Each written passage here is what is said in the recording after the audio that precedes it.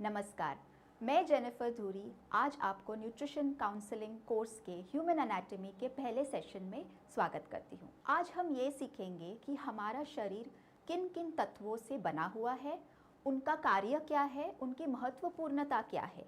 इसके बाद हम ये भी सीखेंगे कि हमारा जो मस्तिष्क है उसका कार्य क्या होता है और हमारे शरीर में उसकी क्या महत्वपूर्णता है। हमारे शरीर यानी मनुष्य के शरीर के बारे में जानना बहुत ज़रूरी है, क्योंकि अगर आप न्यूट्रिशन फील्ड के गहराइयों में जाते हैं तो हमारे कौन से महत्वपूर्ण अंग हैं इनके बारे में जानना बहुत ज़रूरी है और उनका हमारे शरीर में क्या क्या कार्य है इनके बारे में भी सीखना बहुत ज़रूरी है। आज हम सबसे पहले सीखेंगे कि हमारा शरीर किन किन तत्वों से बना हुआ है। हमारा शरीर 4 तत्वों से बना हुआ है। सबसे पहला पानी, दूसरा हड्डियाँ, तीसरा मसल्स यानी मांसपेशियाँ, चौथा चर्बी यानी फैट्स या वसा। अब हम फिर से इसको दोहराते हैं। सबसे पहले पानी, दूसरा हड्डियाँ, तीसरा मसल्स और चौथा फैट्स। ऐसा माना जाता है कि हमारा शरीर 60% पानी से बना हुआ है।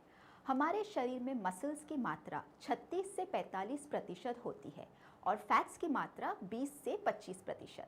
अब ये जो मसल्स है ये हमारे दोस्त होते हैं और जो फैट्स है ये हमारे दुश्मन। यानी कि अगर दुश्मनों की मात्रा बढ़ जाए, यानी कि हमारे शरीर में फैट्स की मात्रा एक लिमिट के ज़्यादा बढ़ जाए, तो ये हमारे शरीर को हानिकारक हो सकता है, यानी हमारे शरीर को बहुत सारी बीमारियां लग सकती है। यानी अब हमें ये समझना है कि अगर चर्बी की मात्रा यानी फैट्स की मात्रा हमारे शरीर में लिमिट से ज़्यादा बढ़ जाती है, यानी 20 से 25% से ज़्यादा बढ़ जाती है, तो ये हमारे लिए अच्छी बात नहीं है। तो अभी हमें ये देखना है कि अगर हमें स्वस्थ रहना है और हमें बीमारियों से दूर रहना है तो हमारे शरीर में मसल्स और फैट्स की मात्रा एक संतुलन में होनी चाहिए। अगर हमारे शरीर में मसल्स और फैट्स की मात्रा यानी कि उसका संतुलन सही है तो हमारे शरीर को बीमारियों से बचने में आसानी होती है। आजकल ये देखा जाता है कि लोगों में फैट्स की मात्रा बहुत ज़्यादा है। अब फैट्स की मात्रा ज़्यादा तो है ही, साथ ही साथ मसल्स की जो मात्रा है वो बहुत कम है। इसका मतलब ये कि हमारे शरीर में दुश्मन ज़्यादा है और दोस्त कम। अब दुश्मन ज़्यादा हो गए तो हमारा शरीर स्वस्थ नहीं रहता, हमें बीमारियां लगती है। अब अगर हमें स्वस्थ रहना है और बीमारियों से दूर रहना है तो हमें मसल्स और फैट्स दोनों में बैलेंस रखना है, यानी दोनों का संतुलन बनाए रखना है।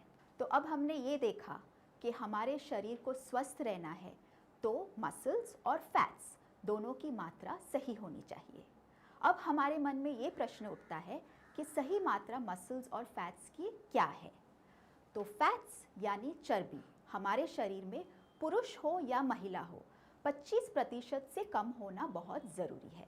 तो अब हमने क्या सीखा कि अगर हमें स्वस्थ रहना है तो हमें फैट्स की मात्रा 25% से कम रखना बहुत ज़रूरी है।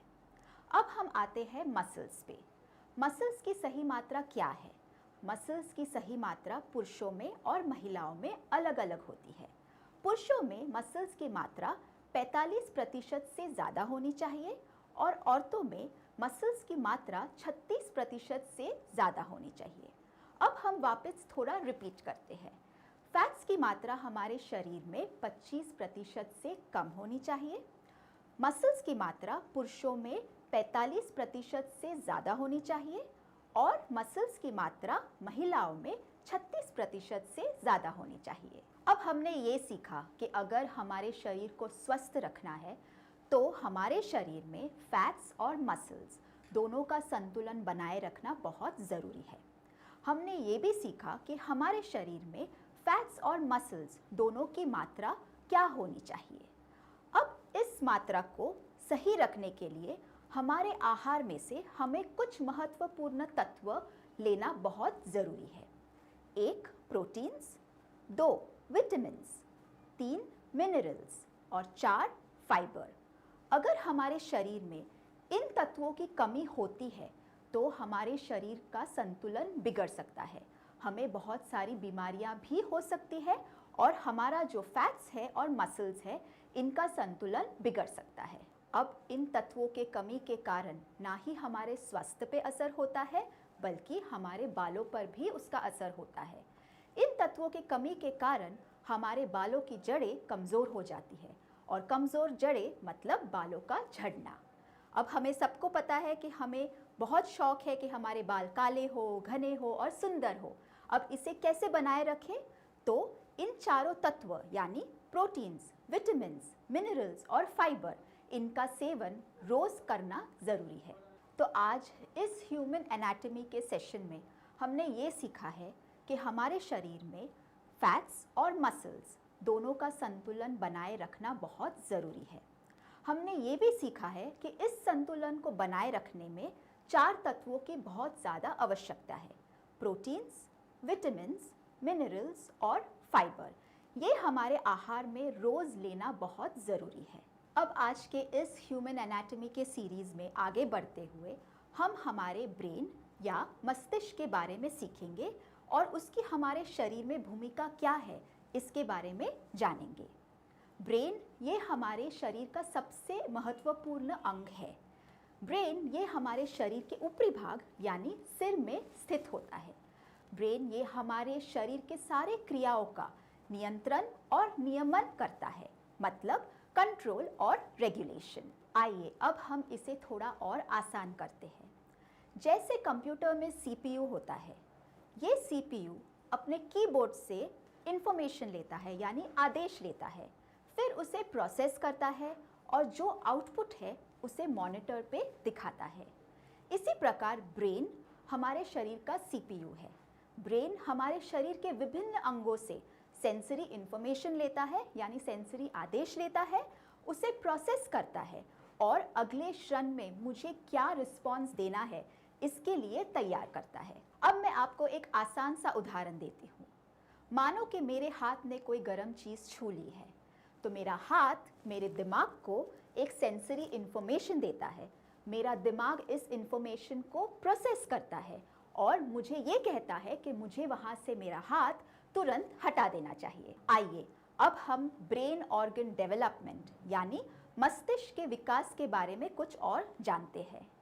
मस्तिष्क का विकास माँ के गर्भ में ही शुरू हो जाता है। रिसर्च से ये देखा गया है कि नवजात शिशु का 70% ब्रेन डेवलपमेंट माँ के गर्भ में ही हो जाता है, यानी जन्म से पहले ही हो जाता है। पहली तिमाही यानी फर्स्ट ट्राइमेस्टर से तीसरी तिमाही तक यानी थर्ड ट्राइमेस्टर तक सबसे ज़्यादा ब्रेन डेवलपमेंट होता है। जन्म से लेकर 2 साल तक 15% ब्रेन डेवलपमेंट होता है और 2 साल से 6 साल तक 90% ब्रेन डेवलपमेंट हो चुका होता है। आज हमने इस ह्यूमन एनाटॉमी के सेशन में जो सीखा है उसकी कुछ मुख्य बातों को दोहराते हैं। हमारा शरीर 4 तत्वों से बना हुआ है। सबसे पहला पानी, दूसरा हड्डियाँ, तीसरा मसल्स यानी मांसपेशियाँ, चौथा चर्बी यानी फैट्स या वसा। हमारे शरीर को स्वस्थ रहना है तो मसल्स और फैट्स दोनों की मात्रा सही होनी चाहिए। फैट्स की मात्रा हमारे शरीर में 25% से कम होनी चाहिए। मसल्स की मात्रा पुरुषों में 45% से ज़्यादा होनी चाहिए और मसल्स की मात्रा महिलाओं में 36% से ज़्यादा होनी चाहिए। ब्रेन ये हमारे शरीर के सारे क्रियाओं का नियंत्रण और नियमन करता है, मतलब कंट्रोल और रेगुलेशन। रिसर्च से ये देखा गया है कि नवजात शिशु का 70% ब्रेन डेवलपमेंट माँ के गर्भ में ही हो जाता है, यानी जन्म से पहले ही हो जाता है। जन्म से लेकर 2 साल तक 15% ब्रेन डेवलपमेंट होता है।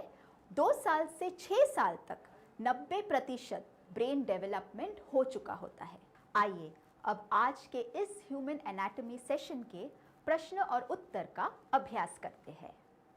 प्रश्न 1, हमारा शरीर कितने घटकों से बना है? हमारा शरीर 4 घटकों से बना है: पानी, हड्डियाँ, मसल्स और फैट्स। प्रश्न 2, हमारे शरीर में फैट्स की कितनी मात्रा सही होती है? हमारे शरीर में फैट्स की मात्रा 25% से कम होनी चाहिए।